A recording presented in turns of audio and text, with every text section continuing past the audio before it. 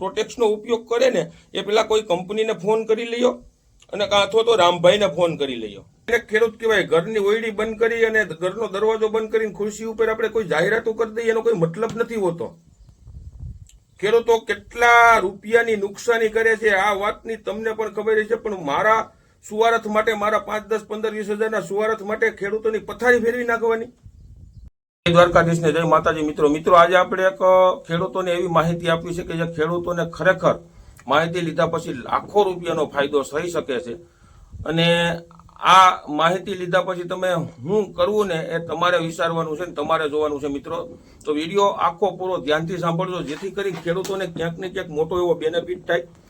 મિત્રો હવે અત્યારે સોશિયલ મીડિયાની અંદર જે ખરેખર ઇન્ફ્લુએન્સરો છે કે જે આપણે સોશિયલ મીડિયાની અંદર સ્ટાર બની ગયેલા છે અને જે ખેડૂતો પ્રત્યે જે દવાઈઓની જાહેરાતો કરે છે ને એમાંથી આપણે એક એવી માહિતી જે આપવી છે. ખરેખર જે લોકો ખરેખર એવી માહિતી દે છે કે જેને ખરેખર પૂરું જ્ઞાન નથી હોતું અને ખેડૂતો એટલા બધા ભોરવાઈ જાય કે જેથી કરી પછી તમે એવી પ્રોડક્ટોનો ઉપયોગ કરો અને ખેડૂતોને લાખો રૂપિયાની નુકસાની જાતી હોય છે.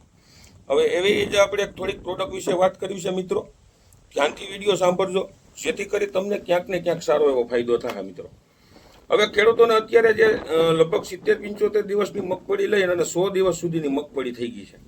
હવે એની અંદર ખરેખર મોટો જો પ્રશ્ન ઉદ્ભવતો હોય ને તો અત્યારે છે સફેદ ફૂગનો.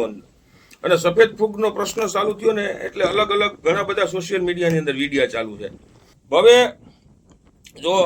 હવે કાલે મેં એક વિડીયો જોયો.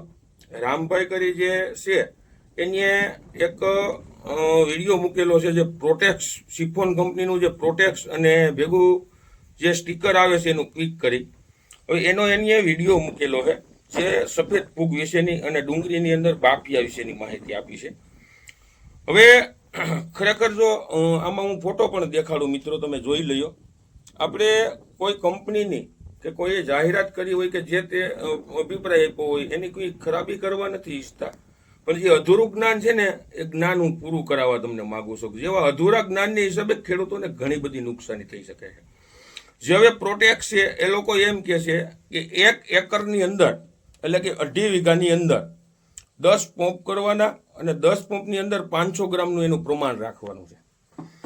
હવે 500 ગ્રામની ભાવ આસપાસ 650 રૂપિયાની આસપાસ છે એટલે 10 પંપ 1 એકરમાં કરો એટલે 1 પંપ 65 રૂપિયાનો થયો.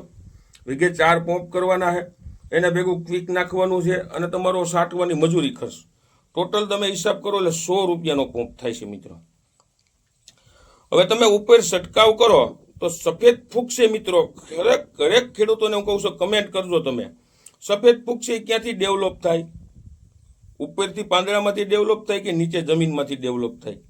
તો કે ભાઈ જમીનમાંથી ડેવલપ થાય છે. અંદર જે મૂરિયા છે, આપણા મૂરિયાની આસપાસ જે વિસ્તાર હોય છે, આપણો જે જગ્યા હોય ત્યાંથી ડેવલપ થતી હોય છે અને સીધી દોડવાને લાગતી હોય છે જેથી કરી દોડવા બગડે. પછી ધીરે ધીરે તમે એની ટ્રીટમેન્ટ ન કરો એટલે એ ઉપર આવતી જાય છે પછી ડાળીઓમાં અને પછી પાંદડા સુધી પણ પૂગી જતી હોય છે.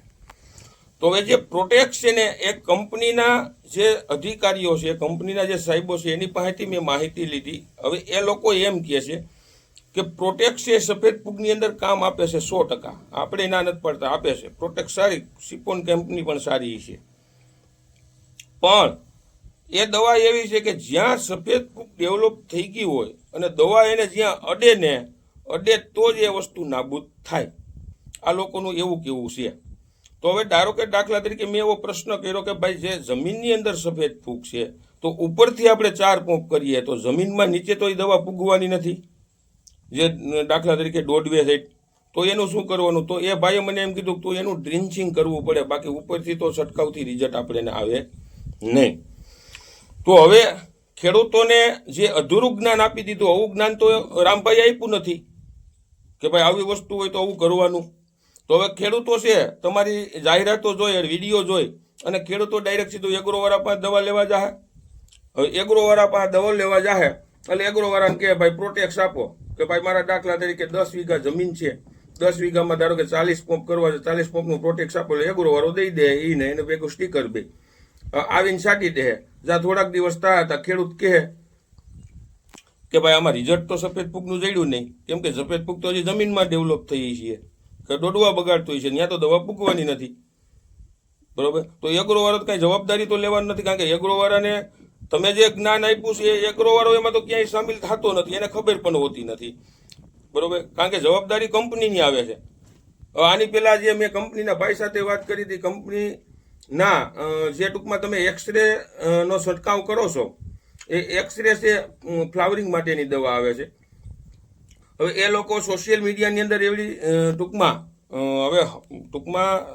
એ શું હોય તો આપણને ખબર નથી, પોતાને હરો થવા માટે કોઈ કંપનીને માર્કેટની અંદર નામચીન બનાવવા માટે કાંઈ કરતા હોય કે જે કરતા હોય આપણને ખબર નથી.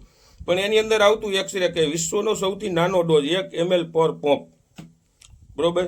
હવે તમે જ્યાં એનું એક્સરે લીધું હોય છે ને, તો તમને ખબર હશે કે એની અંદર લખેલું આવતું કે 2 ml પર 15 લીટર પાણીમાં, એટલે એક પંપની અંદર 2 ml નાખવાનું.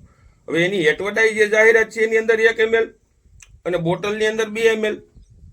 એટલે હવે પછી મેં વાત કરી, પછી એને કીધું કે અમારા નવા જે પેકિંગ આવ્યા છે એની અંદર ટૂંકમાં હવે લખી નાખ્યું છે કે એકરે એટલું ટૂંકમાં વાપરવાનું. તો એનો મતલબ ટૂંકમાં એવો થયો કે એને ક્યાંક હરો થવું છે. પ્રશ્ન એવો થયો ને, વિશ્વનો નાનો ડોઝ 1 ml, નકર એ રીતે ન હોય તો 1 ml તો બોક્સ જે દવા આવે છે એની અંદર 1 ml લખેલું હોવું જોઈએ. આ તો દવાની અંદર 2 ml, એનો કોઈ મતલબ નથી. હવે જે આ પ્રોટેક્સ વિશેની તમને માહિતી આપી, એટલે જે ખેડૂતો પ્રોટેક્સનો ઉપયોગ કરે ને એ પેલા કોઈ કંપનીને ફોન કરી લ્યો, અને કાં અથવા તો રામભાઈને ફોન કરી લ્યો, અને કાં જો રામભાઈને જાહેરાત કરવી હોય અને રામભાઈને વિડીયો મૂકવો હોય ને, તો પેલા જે એને ઉપયોગ કર્યો હોય, દાખલા તરીકે કંપનીના ભાઈ એમ કીધું કે રામભાઈ પેલા ઉપયોગ કર્યો ને પછી ટૂંકમાં એને જાહેરાત કરીએ, તો ખેડૂતોને તમામ વિડીયો આખો બતાવવો પડે, તો જ એને ખેડૂત કહેવાય. ઘરની ઓયડી બંધ કરી અને ઘરનો દરવાજો બંધ કરીને ખુરશી ઉપર આપણે કોઈ જાહેરાતો કરી દઈએ એનો કોઈ મતલબ નથી હોતો. ખેડૂતો કેટલા રૂપિયાની નુકસાની કરે છે આ વાતની તમને પણ ખબર છે, પણ મારા સુવારથ માટે, મારા 5, 10, 15, 20 હજારના સુવારથ માટે ખેડૂતોની પથારી ફેરવી નાખવાની. હું જો કોઈને, કંપનીને કે જાહેરાત કરવા વાળાને કોઈને હું ખરાબ નથી કહેતો.